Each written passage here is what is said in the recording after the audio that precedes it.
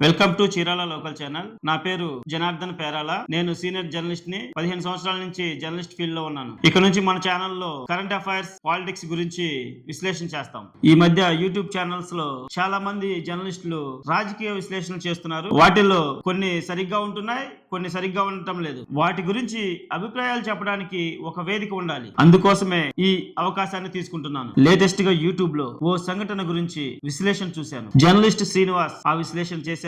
దాని గురించి నా అభిప్రాయాన్ని తెలియజేస్తాను. అన్నమయ్య జిల్లాలో ఎంపీడీఓపై జరిగిన దాడి గురించి మన జర్నలిస్ట్ శ్రీనివాస్ చాలా చక్కగా చెప్పారు. ఒక అధికారిపై జరిగిన దాడిని ప్రతి ఒక్కరూ ఖండించాల్సిందే. గాలివీడి మండలం ఎంపీడీఓ కార్యాలయంలో ఎంపీడీఓ జవహర్ బాబుపై ఆ ప్రాంత వైసీపీ నాయకుడు సుదర్శన్ రెడ్డి దాడి చేయడం జరిగింది. ఈ విషయం రాష్ట్ర వ్యాప్తంగా సంచలనం అయింది. ఆంధ్రప్రదేశ్ ఉప ముఖ్యమంత్రి పవన్ కళ్యాణ్ వెళ్లి ఎంపీడీఓని పరామర్శించడంతో ఈ సంఘటన బలంగా ప్రచారం అయింది. ఈ విషయాన్ని జర్నలిస్ట్ శ్రీనివాస్ ఖండించారు. అందరూ ఖండించాల్సిందే. నేను కూడా ఖండిస్తున్నాను. గొడవ జరిగింది. ఎందుకు గొడవ జరిగింది?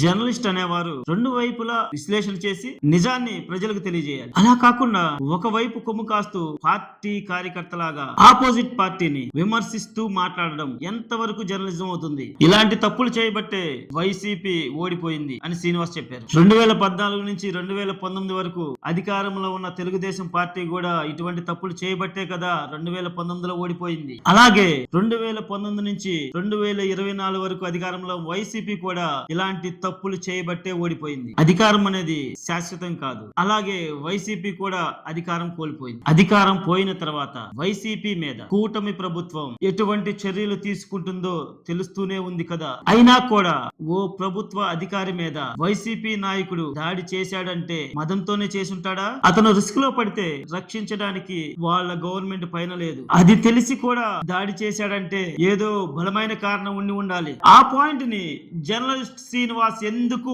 పట్టుకోలేదు? అటువంటి పాయింట్లు పట్టుకోకుండా మదం మదం అంటూ అభ్యంతరకర పదాలు వాడటం ఎంతవరకు కరెక్ట్? మదం మదం మదం అనే పదాన్ని చాలా సార్లు వాడారు. అలాగే నేరాలు, ఘోరాలు, పాపాలు, అఘాయిత్యాలు, ఇవి ఈ పదాలు కరెక్ట్ కాదేమో అనిపిస్తుంది. అతను విశ్లేషణ చేస్తున్నట్టు లేదు. అతను వైసీపీ మీద కోపం తీర్చుకుంటున్నట్టుంది. ఇది జర్నలిజం ఎలా అవుతుంది? ఆలోచించాలి. ఆ పార్టీ ఈ పార్టీ కాదు. ప్రభుత్వ అధికారి మీద దాడి చేయటం తప్పు. ఆ తప్పు జరగటానికి అవకాశం ఎందుకు వచ్చింది? ఎలాంటి పరిస్థితుల్లో ఆ తప్పు జరిగింది? అవి తెలుసుకొని చెప్పాలి కదా. ఇది కదా జర్నలిజం. అలా కాకుండా ఒక పార్టీ మీద విద్వేషాన్ని రెచ్చగొట్టడం ఎంతవరకు జర్నలిజం అవుతుంది? ఆలోచించు శ్రీనివాస్. ఇలాంటి విశ్లేషణలు కొనసాగిస్తాం. చూస్తూ ఉండండి చీరాల లోకల్ ఛానల్. నా చీరాల, మన చీరాల.